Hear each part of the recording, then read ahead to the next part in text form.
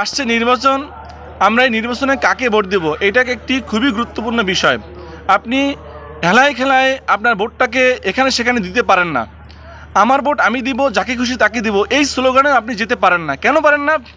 আপনার ভোট আপনি একজনকে কুপাত্রে দিলেন, একজন খারাপ মানুষকে দিলেন, আপনার খুশি মতন আপনি খারাপ মানুষকে দিলেন।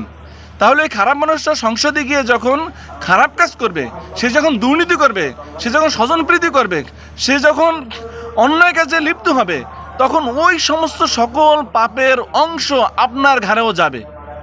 আপনি যদি মক্কায় গিয়েও যদি আপনি হজ করতে থাকেন, আল্লাহ আল্লাহ করতে থাকেন, কিন্তু ওই যে বাই সূত্রে ওই যে যাকে নির্বাচন করছেন সে যে খারাপ কাজ করতেছে, ওই সূত্র ধরে খারাপের যে অংশ, পাপের অংশ আপনার ঘাড়ে এসে পড়বে।